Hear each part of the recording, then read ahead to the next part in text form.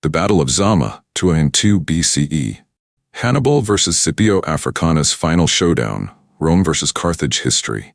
What happens when the greatest general of his age, who marched elephants over the Alps, ambushed armies in fog and turned Roman legions into confetti, finally meets his match? Who is this young upstart from Rome, barely old enough to shave, who dares to challenge the man who made Italy tremble for 16 years? Why did Hannibal hate Rome so much that he dedicated his entire life to its destruction? And how did Rome respond, with a boy genius who rewrote the rules of war? From the icy rivers of Trebia to the blood-soaked fields of Cannae, from the siege of Saguntum to the final clash at Zama, this is not just a battle, it's a reckoning. How did elephants, cavalry, and psychological warfare shape the fate of empires? What secrets did Scipio learn in Spain that would help him out Hannibal? And when the dust settled, who truly won? The man who nearly broke Rome, or the man who rebuilt it stronger than ever? Buckle up, this isn't just history. It's a cinematic saga of revenge, genius, betrayal, and redemption. Welcome to the final chapter of a war that changed the world. Born in 247 BCE in Carthage, Hannibal was the son of Hamilcar Barca, a legendary general from the First Punic War. At age 9, Hannibal was taken to Spain and made to swear eternal hatred of Rome, not metaphorically, but literally, hand-on sacrifice style. His family was basically the Carthaginian version of the Roman Kennedys. His brothers Hasdrubal and Mago were also military commanders. No surviving measurements, but ancient sources describe him as athletic, charismatic, and terrifyingly clever. He had a piercing gaze and a voice that could command elephants and silence senators. A story of vengeance, brilliance, and the slow unraveling of Roman pride. Siege of Saguntum, 219 BCE. Saguntum, a proud Iberian city nestled dangerously close to Carthaginian territory. Saguntum had allied itself with Rome, a bold move, considering it sat squarely in Carthage's backyard. Hannibal, son of the legendary Hamilcar, saw this as a provocation, and Hannibal didn't ignore. He laid siege. For 8 brutal months, Saguntum resisted. Famine set in, morale crumbled. Hannibal himself was wounded in the thigh but kept commanding, limping like a lion with unfinished business.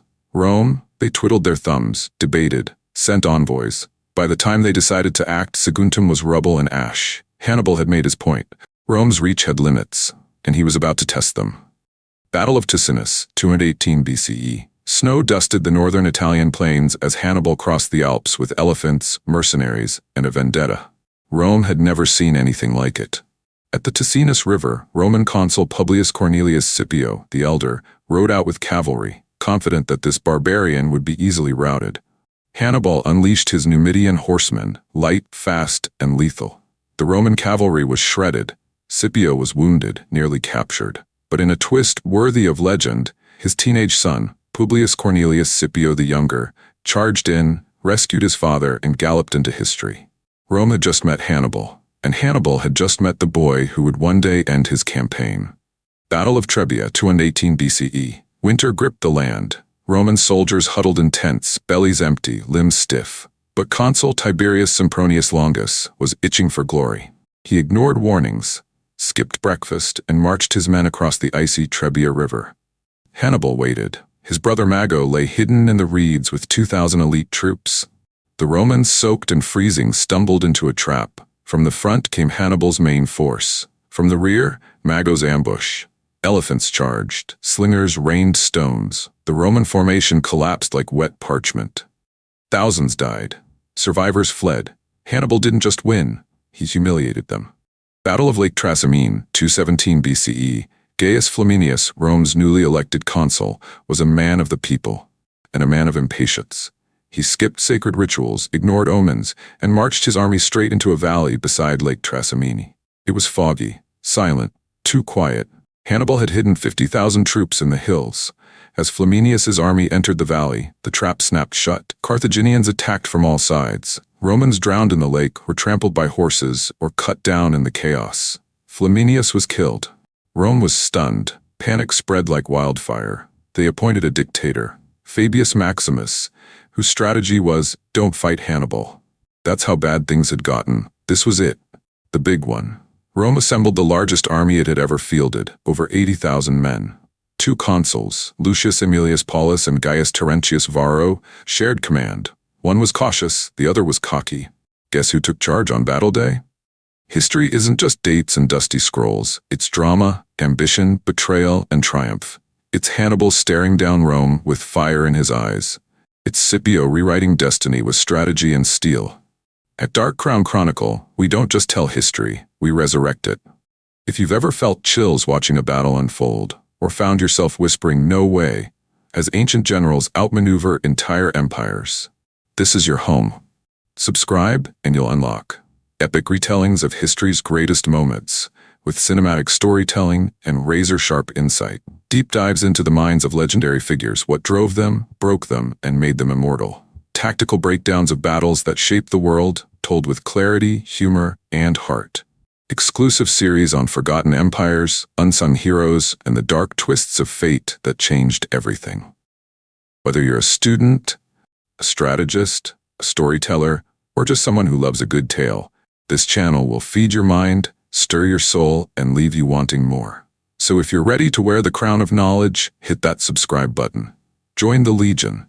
Become part of the Dark Crown Chronicle, where history reigns. Hannibal arranged his troops in a crescent formation. Romans charged the center, thinking they were breaking through, but the crescent bent, not broke. Carthaginian flanks closed in. Cavalry circled behind. The Romans were surrounded, trapped, slaughtered. Up to 70,000 men died in a single day. Senators, soldiers, nobles. It was a massacre so complete, Rome banned the word Cannae from polite conversation. Why Hannibal hated Rome? It wasn't just politics, it was personal. His father, Hamilcar, had fought Rome in the First Punic War and died trying to restore Carthage's honor. Rome had seized Sardinia and Corsica while Carthage was distracted, then demanded tribute. Hannibal had sworn as a child to be Rome's eternal enemy. He saw Rome as arrogant, expansionist, and hypocritical. This wasn't just war, it was vengeance, and Hannibal was just getting started. Rome's response: enter Scipio. The boy wonder background and upbringing, born 236 BCE into the elite Cornelii Scipionis family.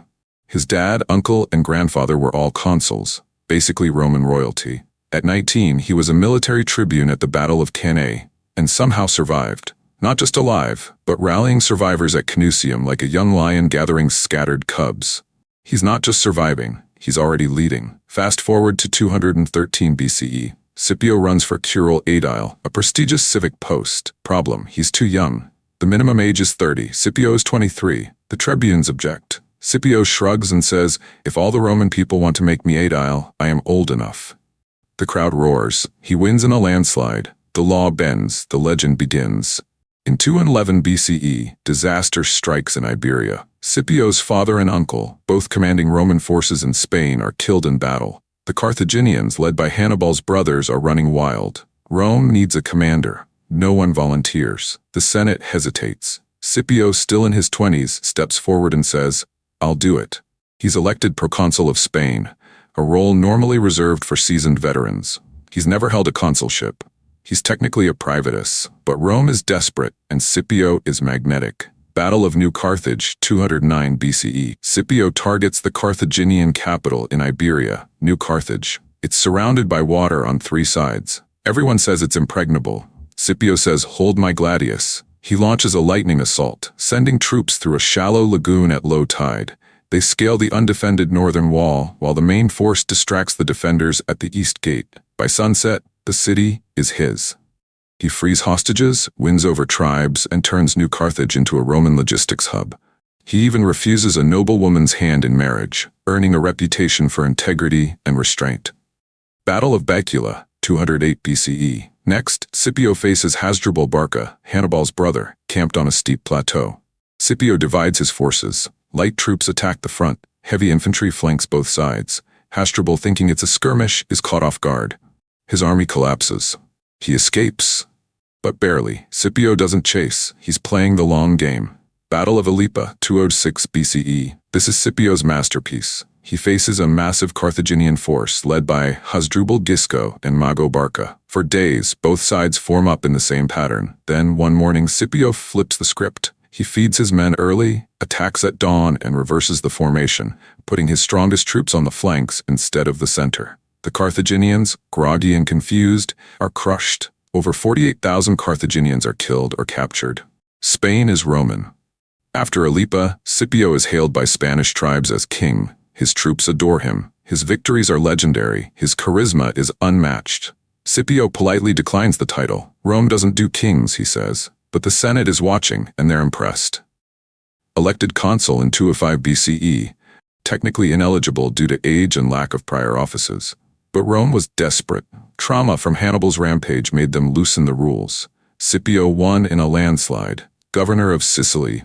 After his term, he became governor of Sicily. He asked the Senate, "Can I invade North Africa?" Senate, "No." Scipio, "Cool, I might do it anyway." Senate, "Okay, but we're giving you 0 legions." Scipio's response? He recruited volunteers, trained them in Sicily, and prepared for war. He was basically running a startup army with no funding and still made it elite. It's 205 BCE, and Scipio has just returned from Spain, where he turned the tide of war and nearly got crowned king by his troops. Rome, still traumatized by Hannibal's earlier victories, elects him consul, despite his age and lack of qualifications. But the Senate, ever suspicious of charisma and competence, gives him a promotion with a catch. "You're now governor of Sicily. Oh, and by the way, no legions." Scipio nods politely. Then he walks out and starts building his own army. Scipio announces he's accepting volunteers for a potential invasion of North Africa. No official orders, no Senate backing, just vibes. And the response? Thunderous. 7,000 veterans flood into Sicily. Many had fought against Hannibal. Some had fought with Scipio at Cannae and survived. These weren't green recruits. They were hardened, hungry, and loyal to him, not the Senate. This wasn't just a force, it was a statement. Rome's political elite watched in horror. Scipio had just raised a private army with the snap of his fingers. The same man whose troops once tried to crown him king now had a legion and a half at his personal command. The Senate blinked. "Okay, fine, you can invade Africa, but we're watching you." Scipio sails to North Africa in 204 BCE, landing near Utica.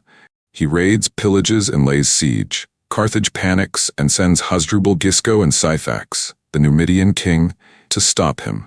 Scipio wipes the floor with them at the Battle of the Great Plains. Carthage sues for peace. Scipio offers terms so harsh they make Hannibal's war elephants weep. Carthage stalls. Then they send word to Hannibal, "Come home, we need you." After 15 years in Italy, Hannibal sails back with his veteran army, the same men who had never known defeat. Carthage scrambles to reinforce him with thousands of raw recruits, 80 war elephants, yes, 80. A few leftover cavalry units. Hannibal sets up camp near Zama, 5 days inland from the coast. He knows this is it, the final showdown. Hannibal's formation, front line, 80 war elephants, because subtlety is for amateurs. Second line, Gauls and mercenaries from Italy. Third line, Carthaginian recruits. Fourth line, his elite veterans, the most experienced army in human history. Scipio's formation, 3 lines of infantry, but not the usual Roman checkerboard. He shifts the middle line and leaves open columns between maniples. These gaps are filled with light skirmishers, a trap for the elephants. Roman cavalry on the left, Numidian cavalry, led by Massinissa, on the right. Rome is outnumbered. Hannibal's got 36,000 infantry, 80 war elephants, and a reputation that makes Roman senators break into cold sweats. Scipio, just 23,000 infantry and a prayer. But here's the twist. Scipio has Numidian cavalry, led by the desert fox Massinissa, whose riders are so fast and agile, they make Roman horsemen look like they're riding donkeys in molasses. The Numidians were the ancient world's version of dirt bike stunt riders, light, nimble, and absolutely lethal. So while Hannibal had more men, Scipio had the mobility advantage. And in ancient warfare, that's like having air support. The battle begins with what historians think was an accidental elephant charge. Yes, you read that right. Imagine 80 half-trained, possibly newly captured elephants suddenly deciding, you know what, let's go now. The elephants on the left flank veer wildly. They keep turning left, like they're trying to find the exit. And then, bam, they crash straight into Hannibal's own cavalry. Cue chaos. The Carthaginian cavalry is thrown into disarray. The Numidians on the Roman right see their moment and charge like they've just been told there's free wine at the finish line. The Carthaginian right collapses. Hannibal, watching this circus unfold, probably mutters, "Well, I guess we've started." Hannibal sends the rest of the elephants forward. His plan? Use them like ancient tanks, smash through Roman lines, then let his infantry mop up. Scipio's response? A tactical masterpiece. He had arranged his troops in maniples with gaps between them. From Hannibal's view, it looked like a solid wall. But from above, it was a labyrinth designed to funnel elephants like confused tourists in a hedge maze. The Roman skirmishers, light infantry with javelins and slings, fall back into the gaps. As the elephants charge through, they're peppered with missiles, panicked by trumpet blasts, and driven off or killed. Result? The elephants do more damage to Carthage than to Rome. It's like Hannibal brought a pack of angry toddlers to a chess match. With the elephants gone and cavalry off chasing ghosts, it's time for the main event. Infantry versus infantry. Hannibal sends in his first two lines. Front line, mercenaries and Gauls, angry, wild, and eager to stab anything Roman. Second line, Carthaginian recruits, brave but green. The Romans fight defensively, letting the enemy tire themselves out. Then they counterattack, pushing forward with shields and discipline. Some mercenaries try to retreat, only to be cut down by their own second line. Not exactly a team-building exercise. Eventually, the Roman second line reinforces the first, and the Carthaginian second line breaks. The Romans have now fought through two waves, and they're exhausted. All this time, Hannibal's third line, his elite veterans, have been chilling like they're waiting for their Uber. These are the guys who fought in Italy for 16 years without a major defeat. They're fresh, disciplined, and terrifying. Scipio realizes this was the plan. Hannibal let Rome wear itself out, then planned to crush them with his best troops. Scipio pulls back, reforms his line into a single solid formation. Tattered first line in the center, second line beside them, fresh third line on the wings. It's a classic Hannibal move. Weak center, strong flanks. Scipio's using Hannibal's own playbook against him. The two lines clash. It's brutal. No tricks, no fancy maneuvers, just a straight-up brawl. Then, like the climax of an epic film, the Roman and Numidian cavalry return.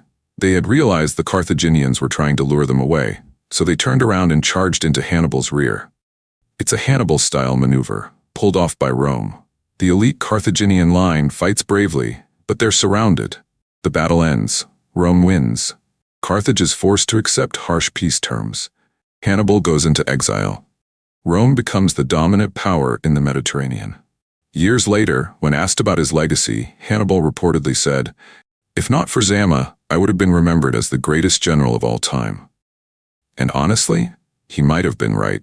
Scipio returns home as Scipio Africanus, the man who conquered Africa. But the Senate, ever petty, later accuses him of corruption. He retires to his villa and refuses to be buried in Rome. His epitaph? "Ungrateful country, you shall not have my bones."